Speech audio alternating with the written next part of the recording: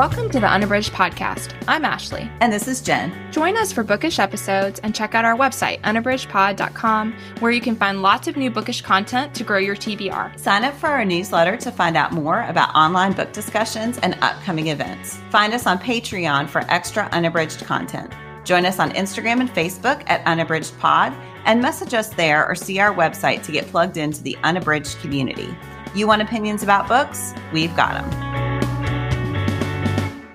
Hi, and welcome to Unabridged. This is episode 281. Today, we're excited to share with you what was formerly a Patreon exclusive episode where we watched Greta Gerwig's Little Women film adaptation and discussed that.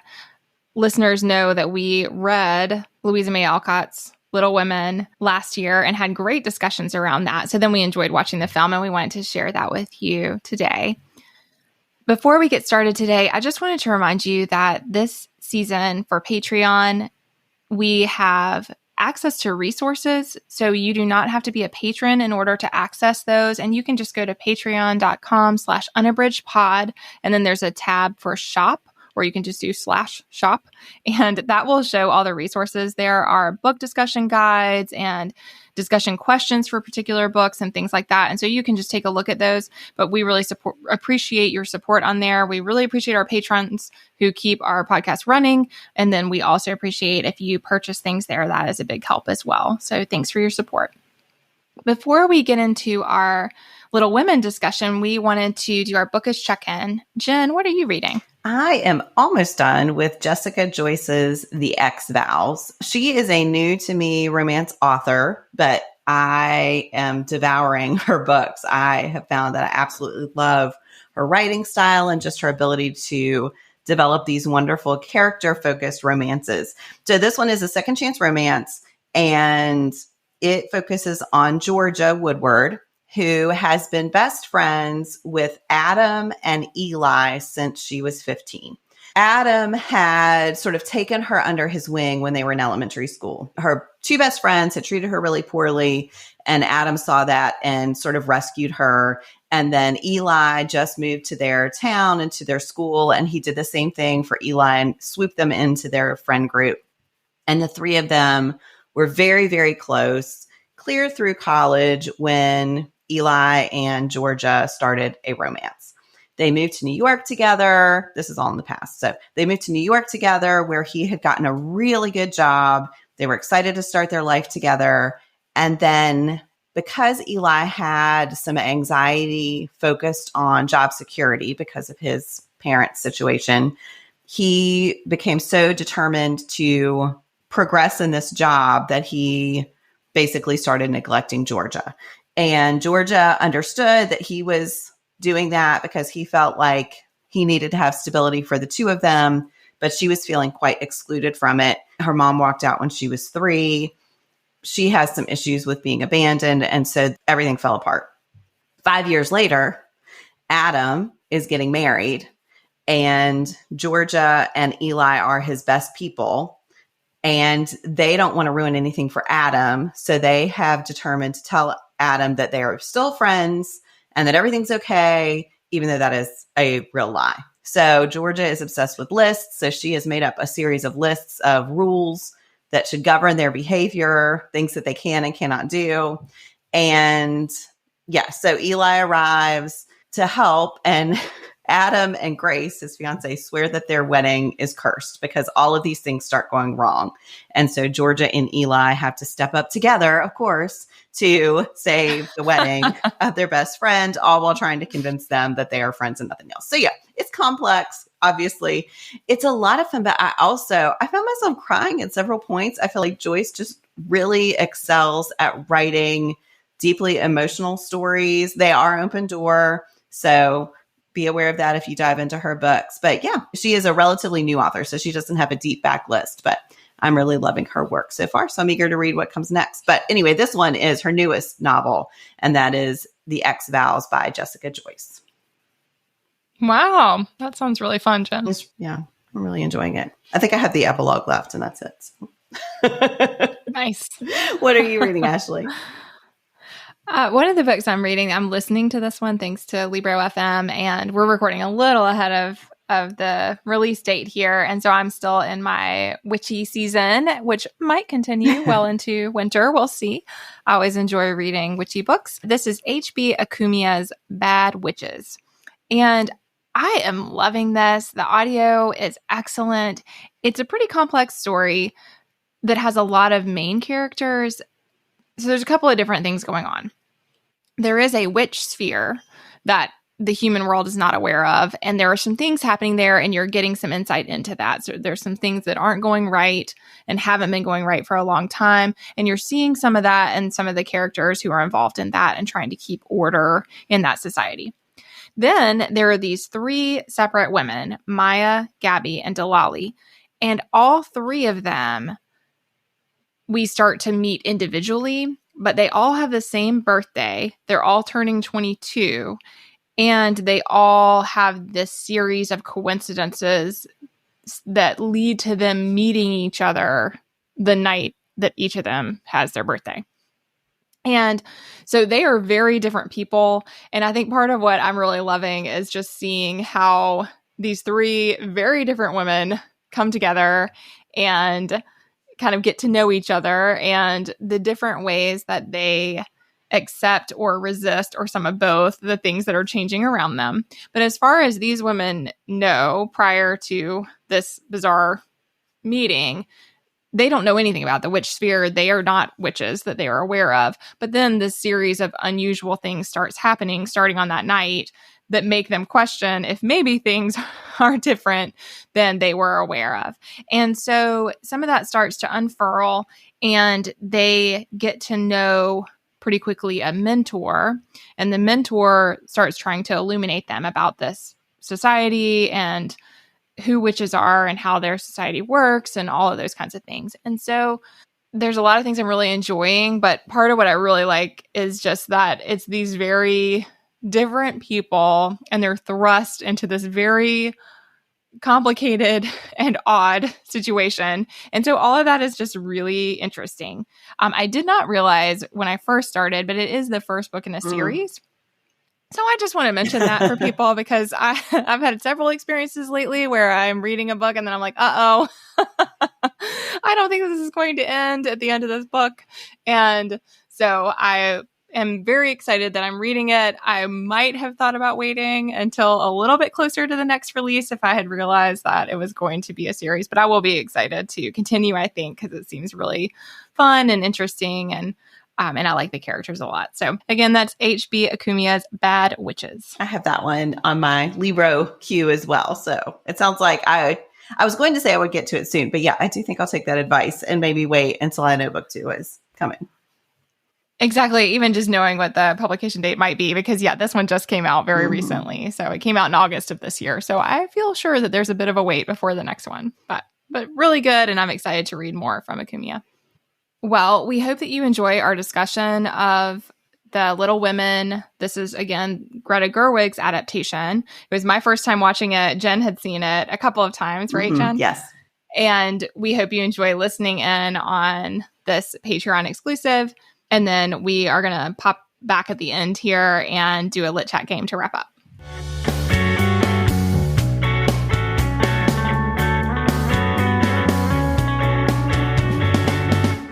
Everyone, welcome to our Patreon episode. We are talking about the film adaptation of Little Women, written and directed by Greta Gerwig. Ashley, I cannot wait to hear what you thought of this one. So I had seen this one in the theater, but I had not rewatched it since. So I have thoughts. But yeah, what did you think? I thought it was fantastic. And to be totally frank, I wish I had just watched the movie. I'm sorry, friends. I'm sorry, but it is Patreon, so I'm just going to be honest. I mean, that book is long. That is for real long. And it went on forever. And this, I thought, encapsulated all of what is really beautiful about the book. And yet it did it in 2.5 hours. So thank you, Greta Gerwig, because I felt like it had the things I absolutely loved. And in a lot of ways, I felt like accentuated them in a way that I think, because I do not read classics often, because a lot of it is understated in the book. I don't know if you felt that way, Jen, but I feel like Alcott, a lot of the things that happen are kind of understated for how big they are. They don't feel as dramatic. And then when you watch the scenes play out, it's really dramatic. And I mean, they made some changes, which I'm sure we'll discuss, that upped up the drama in some places. But in general, I felt like it got at the heart of what makes it such a beautiful story that has been lasting through the generations. And I loved the way that the past is woven in with the present, and you're really seeing the history that they carry with each thing that they're dealing with in the present moments. I thought it was fantastic. So what about you, Jen? Yes. Oh my gosh. Okay. So I just have to say, when we saw this in the theater, so Kirk went with me, and there was one other guy in the whole theater, which was quite full. And he has never read Little Women nor seen another adaptation of Little Women. And so I don't think he was fully prepared for the way I reacted, which was like ugly crying through a lot of it. And I did not have tissues. So I was using those awful movie theater napkins. I mean, I was a mess, a complete mess. The one other guy in the theater was sitting directly to my right. Kirk was on my left. And I was just like, well, they didn't know what they were getting. So anyway, they had their own show, Jen, having it right there next to them. But I will say, so I sat down yesterday and watched it again by myself, and I just loved it again. I didn't cry quite as much or quite as vigorously. But I still cried. I just think it is so beautiful. And I agree completely. I think, and I said this during the episode, right, that I've seen adaptations much more than I've read the book. So I've read the book, I don't know, 3 or 4 times, but they've been pretty spread apart. And I think the movies loom so large in my understanding of what that story is. And they do highlight many of the same scenes. I think it's 1994 one with Winona Ryder and Christian Bale. And, anyway, other people, I could keep naming names, but highlights a lot of the same scenes. But of course, it is that narrative restructuring that I think was controversial. Some people don't love that she did that. Some people don't love some of the other changes that that Gerwig made that we'll talk about. But I think it just resonates so much. And there's such an emotional impact to... I mean, that scene, I know we'll get into details, but that scene when Laurie comes home for the first time after the dance, and you see how lonely he is, and just the warmth of the girls and of Marmee, and the way their sentences are overlapping, but they know each other so well. I think there's such a beautiful depiction of their sisterhood in those scenes. And they fight because they're sisters, and sisters fight, but also they love each other so deeply. Oh, I just love it so much. Oh my gosh. I just think Greta Gerwig, I mean, I'm glad she got all the praise that she did for Barbie, because I just think she is brilliant. And to take this movie that has been adapted this book that's been adapted in so many movies and do something completely original with it, it's just astonishing. I just really love it. Yes. I just thought like it showed, she made it where you see why it has endured. Yes. And I thought that was like really powerful, that it's like not a story about, the Civil War era, but instead it's a story about family and about what we can endure, and also like how those bonds don't break, even though, these really hard things happen. Like, I thought all of that was just really well done. And yet we don't lose sight of the fact that Jo, I mean, the other thing is really, I loved that opening scene where she's going in to turn in her writing. And again, like just very, and that was the opening and the closing, right? So a lot of it is about women as writers, women as people who are independent and who deserve their own livelihood, and how hard it is to get it. I thought all of that was just really well framed. And so even though there are some things that, set it in a certain time, she's still in those moments showing the way that this is a story that endures, and it is a story that we continue to struggle with today. And this is why telling the story of women exclusively is important. Yeah. Yeah, I think I read, there's some great writing out there about this movie. And one article that I will share in the show notes talked about the way the real love story here is between Jo and her writing. And the way Gerwig, Louisa May Alcott never married. And so the way, of course we know that Little Women is based on Louisa May Alcott's family, but she never got married. And so I thought that was so freaking brilliant. Oh, I did too. Gosh. Honestly, I thought that those changes at the end were the most brilliant part of the movie. I thought the whole thing was really well done.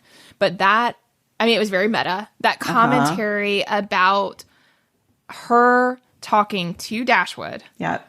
And then us watching the narrative reframe in the ways he's demanding that she do it to tell a story that's different than the novel that she wrote, I thought was brilliant. Because here's the thing. When I read the book, I could not believe, I really struggled with my ability to believe that she both would not marry Laurie, would not harbor resentment about it, and then would marry Friedrich instead. I really struggled with that because I think I told you, maybe I said it in the recording, I couldn't remember. I only knew the story a little bit, so I couldn't remember whether they wound up together. Yeah. So, of course, I expected they would because that is the trajectory of the story. And then when he married Amy instead, I was like, what?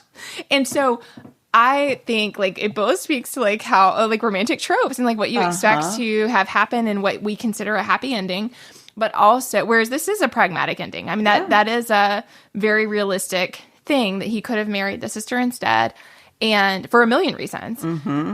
But I thought the way that then became an underhanded thing that happened in a lot of ways with Amy, she both loves him, but it's also, exactly all the things she said outright, the economic proposition, and if you think it's not, it's because you're from a position of privilege.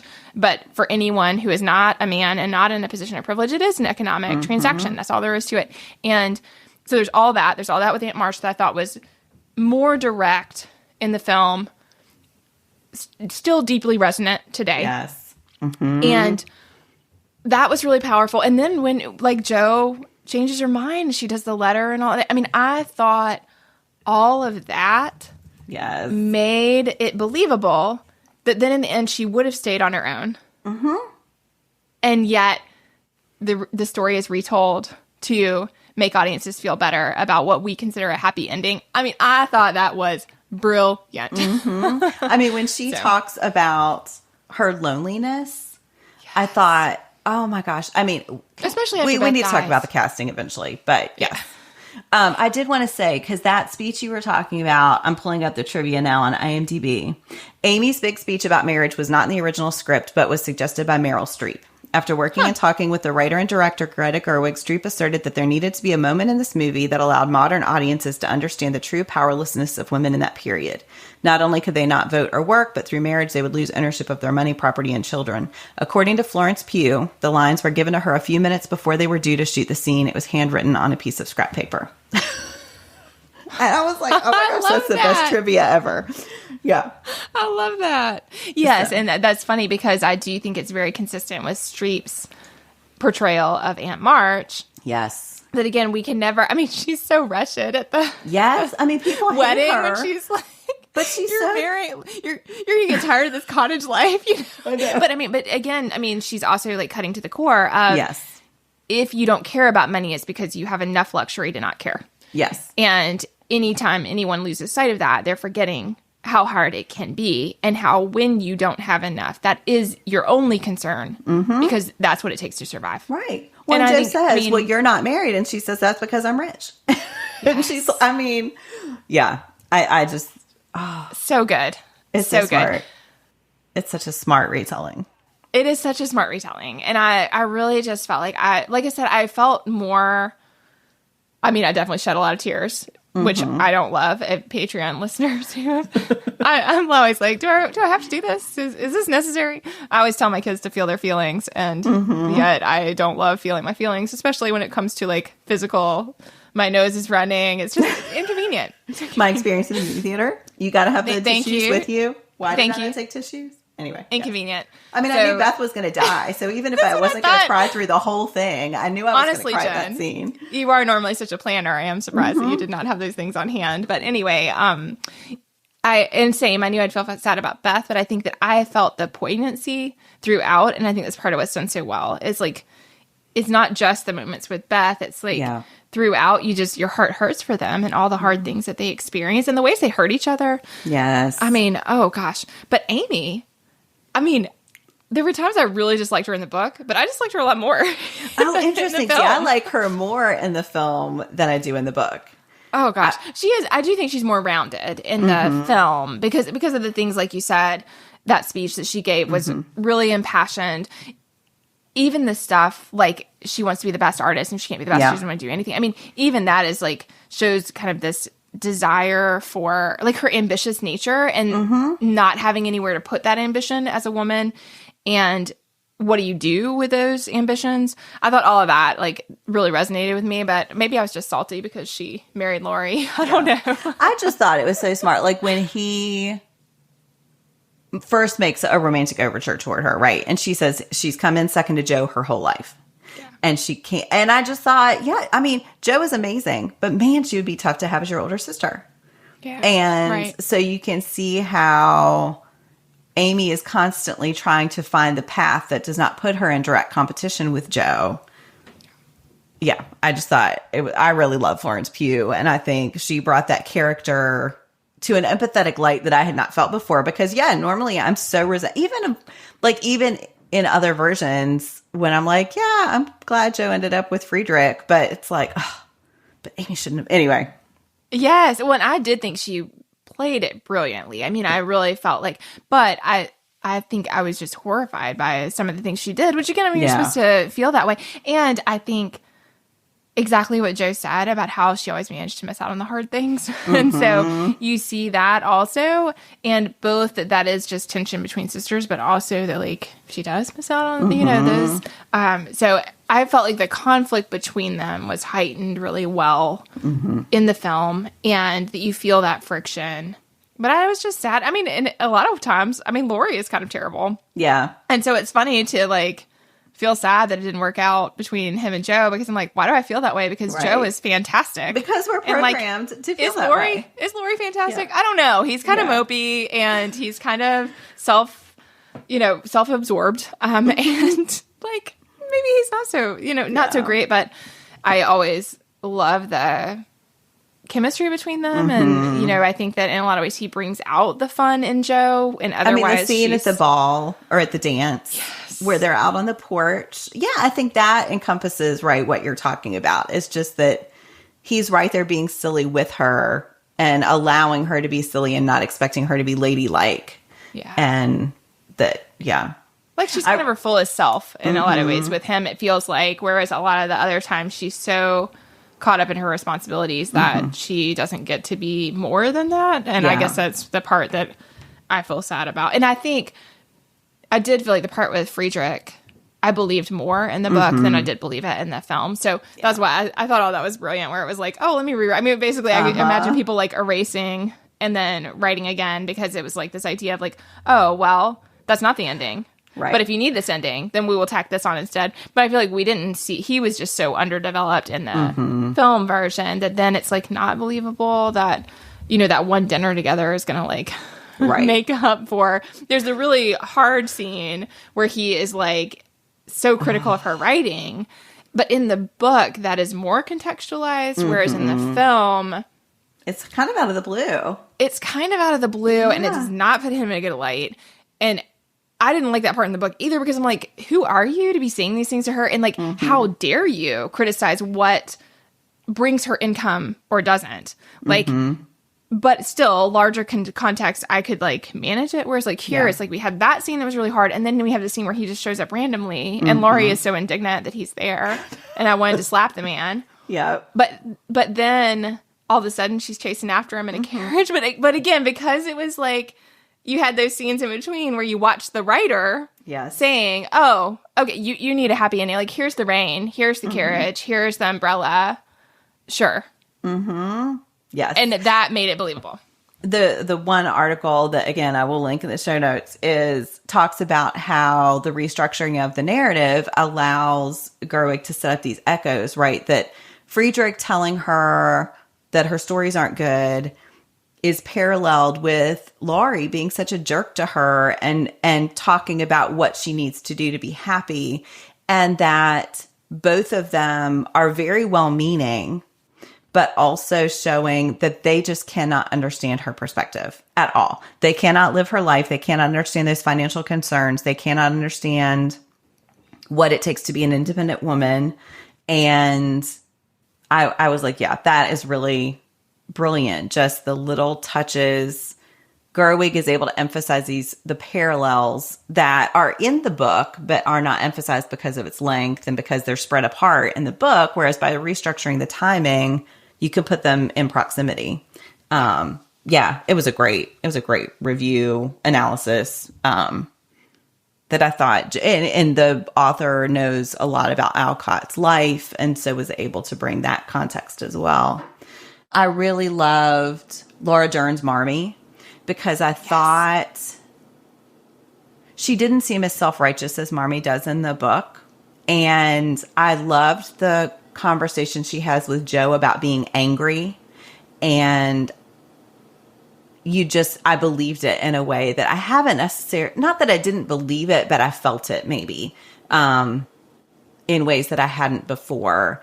And I've always been a little frustrated with that scene because, of course, you want Jo to feel like she has control over her emotions, but nobody wants her to round off her corners. And yeah, I think that scene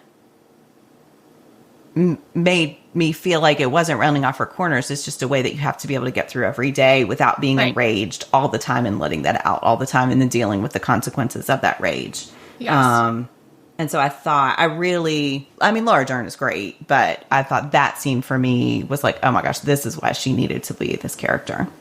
Yes, I 100%. I mean, in the book, I was like, don't tell her that. And then in the film, as a person who is very passionate and often feels very angry, I just really appreciate that because, like Marmee, I'm now in my 40s, and I have learned that you cannot burn all day, every day, and continue to function in the world. And I think I agree completely that, like, she was more saying, first of all, we are more alike than you think to her child. And also saying there is a way to live with that. And for that to be a part of you, but not all of you.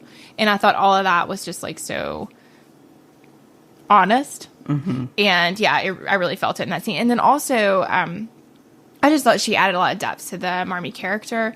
Like, there's that moment early on where you see her having to, like, collect herself before she goes in to the kitchen to, like, celebrate Christmas with them. And I just thought, she didn't say a word. But I thought it was such a powerful scene because I thought that is the weight that their mother carries. And that, like, often we don't see because I think moms are, like, simplified on the screen. And, like, they're so loving and they're so kind and they're so perfect all the time. And, like, and Marmee's that way in the book a lot of times. And it is frustrating. I mean, as a mom with daughters, it's frustrating to me to, like, read a character and think, like, okay, well, she has her stuff together and, like, good for her.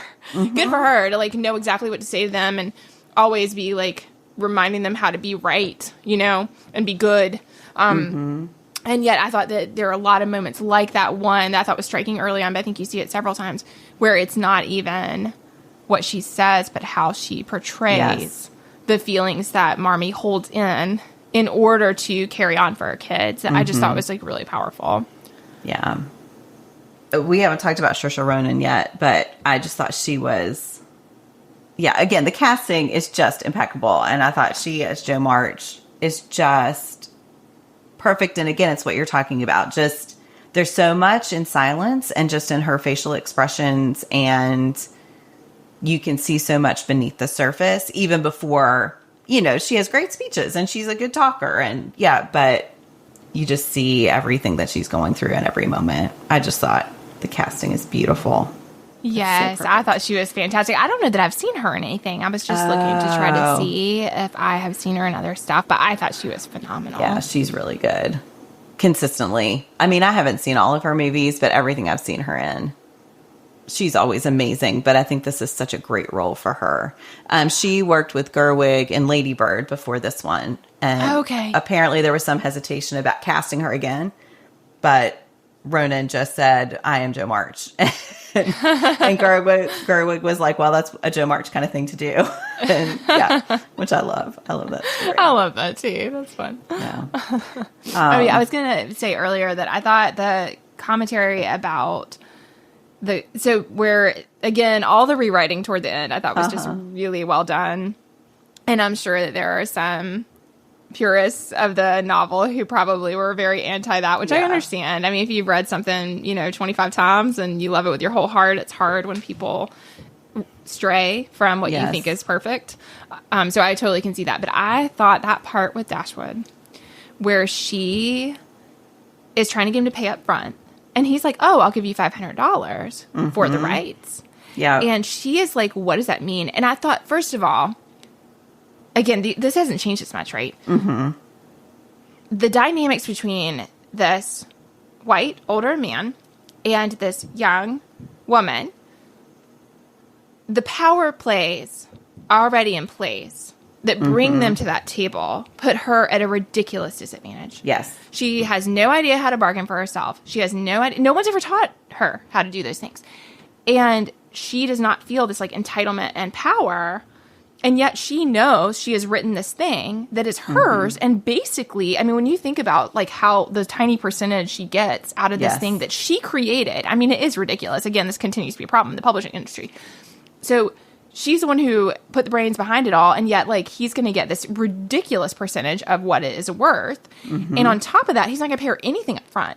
And then he's like, oh, well, I'll give you $500 for the copyright. Well, we all know now, but again, you think 1860s, you're not going to know this. We all know that like that could be worth insane amounts of money. And so if he had been able to buy that outright, she would have missed out on an unbelievable amount of money. And then, so then I did do some Googling, and that was where I was reading more about Alcott's life. And she did retain her copyright, but it is exactly that like if she had not made that choice, then it would have had a profound impact on herself, but also her extended family who she supported with her writing and with her money that she made through that. And so I just think like, again, you just see those power plays happening. And I mean, good for her that she was like, actually, I think I'm going to keep that. And you can keep that money. moment when she says, well, if I'm going to sell my heroine into marriage for money, I'd like to own my own book. I mean, it's brilliant. So good. Yes. It was so good. Yeah. It was so good. Yeah. But larger commentary there, about, I just thought there was a lot of nice tie-ins to Alcott's own life. And the struggles that, she very likely went through during her journey to have the book published. Yeah. What else? Let's see. Okay. One other little piece of trivia. I don't know if you noticed that Jo, when she's writing, switched off hands when her one hand got tired. And Louisa May Alcott was apparently also ambidextrous. And so that was a touch from Alcott's life. I was like, which would be handy when you are handwriting your whole book. And my that gosh. Publishing process was like, yes, wow. I thought all of that was really cool. Like when she was laying out all the pages and then rearranging them, and like how like the physical component. I mean, for sure, for us today in a digital world where so rarely are we printing our writing to look at it, especially prior to publication. But I mean, even e-readers. Like I just think like less and less are we holding a printed copy in our hand. And to see that binding process and like them cutting the pages and sewing them together. I mean, I loved all that. I thought like that was a nice testament to the time period specifically. Well, and just to the work it takes to put, because you're supposed to see, I mean, she's almost like giving birth, right? This is one of her babies, which Alcott called her books. And so, you see that there is a labor to it and that it is a process, not like labor, but there's definite process that involves a lot of steps, a lot of work, the typesetting. I mean, it was really cool.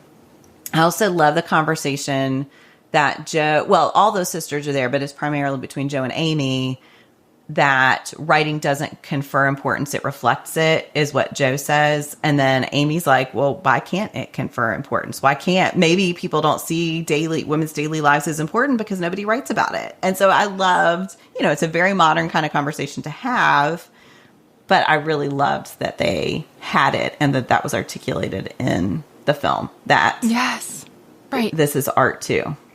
Absolutely. Well, and I think it goes back to like why, I mean, just women being able to write and teaching literacy, and how certainly a way to keep people from having power and any agency of their own is to keep them being able to write their stories, because it's exactly, telling the story is what brings the story to life, but also what gives the story meaning and what shows that it has merit, And so, yeah, I love that. And I love that also with Dashwood, where he was totally dismissive of the book, and then the children bring it in and they're like, what happens to the little women? And I thought, again, I mean, I just think that commentary of the people who would have been in the publishing industry at the time certainly would have potentially been very dismissive of a story that focuses on 4 sisters. And yet this idea that there is this whole world of people out there who clearly, as we know, want to read that story and want to know what happens, so that was cool. I loved the way Beth's story is portrayed in this film as well. And oh my goodness, her relationship with Mr. Lawrence, the Chris Cooper is so great in that role. And when Joe finds him outside the house after she dies, oh my gosh, I'm going to cry right now. But I did think that was one of the saddest moments in the book, honestly, or in the film, was that moment where he could not bear to go in the house. And I think it shows the waves of relationships and how the ripples impact each other in such meaningful ways. And I loved Beth's story too. And I think the thing that I really remembered about the 90s version, I mean, I loved Claire Danes, who was Beth back then, but I think I just remember feeling so sorry for her. I mean, I have not rewatched, okay, so I'm speaking from a long time ago, but I just remember feeling so sorry for her. And I think in this one, I think she's portrayed in a much more whole person way. Yeah. And that we don't just feel bad for her. That of course it's heartbreaking that she dies young, but we see her as a whole person who does these things that a lot of the other sisters don't want to do, and that keeps things afloat in a very non-credited way, where you've got these huge personalities, especially of Joe and Amy, and yet Beth is, holding down the fort a lot of times, and she's the one who's there, who's doing the tasks, who is taking care of the domestic things, and that we see that outside of just her illness. And I thought that was really meaningful. Yeah. Well, that she's an artist too. I mean, you see Joe and Amy are the ones we often think of when we think of artists in relation to this book, but Beth's ability to play music is its own kind of art. And it's not just, that she's playing around. I mean, when you hear her play, it's really beautiful. And you see the way that then moves Mr. Lawrence and makes him think of his own daughter. And even Meg. I mean, I think sometimes I get really impatient with that character, but I thought Emma Watson's portrayal of her, and, Laurie's really judgy with her too. I mean, Laurie's judgy a lot. He's really judgy with her. And of course she should feel like she can be who she is, but she also hasn't had a ton of choice in some of the ways that she is who she is. And so, yeah, I thought, I thought that scene, like the whole thing with the dance and them calling her Daisy and dressing her up, that was a part that in the book, sometimes it's hard to get at what Alcott was trying to show. Whereas, watching it, you see exactly the dynamics that are at play and the way that people are both including her, but also putting her in her place. And how she knows that, but feels like she has to play the game anyway. Yes. And again, Laurie, from his pedestal, is able to be like, well, you shouldn't do this because, and good for him, because he, again, not that he has a life with no struggles, but he does not know the hardship that the March girls have known. And how dare he criticize a pathway that she sees as a viable way to help her family, which, again, what's more important? What's more important than that? So, yeah. And I thought she was great in the, sorry, I just cut you off there. No, you're good. I was just going to say, Emma Watson, I adore, so it was fun to see her in that role, but I did think that, like you said, I think she rounded out who sometimes seems a little bit of a flat character in the book. Yeah, I'm looking through my notes. I feel like we've hit most of it. There was some great trivia. Let me look at the trivia. I was thinking there was something else that I thought was fun. No, maybe that was it. Oh, that the costume designer made several duplicate costume pieces for Joe and Laurie to make it seem like the characters share clothes. And I did think there's that sense of them being echoes of each other and also of why their marriage wouldn't have worked. That I think I buy it more. I mean, you talked about this earlier, but I think I buy it more in this film than I do a lot of the other films. Like Christian Bale and Winona Ryder in the 1994 version, I feel like should have ended up together. And yeah, so I thought I liked that, the way that all went down in this movie better.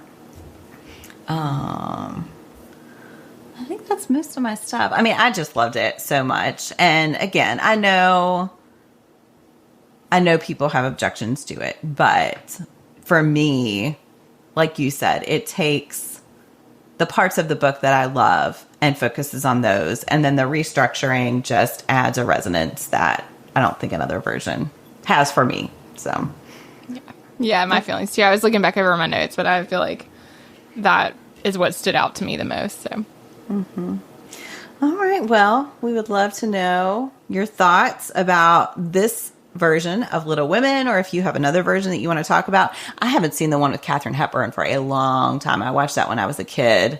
So the other one besides this that I know best is that 94 version, which I've watched multiple times, but I love this one so much. So, all right. Well, thank you as always for your support, and let us know what you think of this film.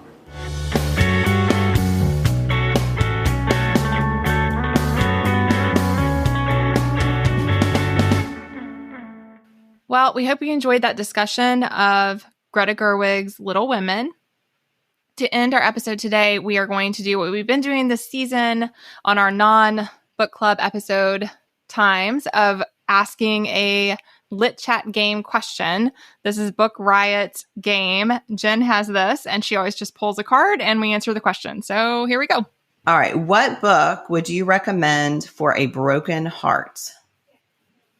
Oh, okay.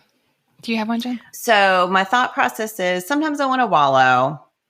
So you could go like deeply sad, that's reinforcing all of your feelings.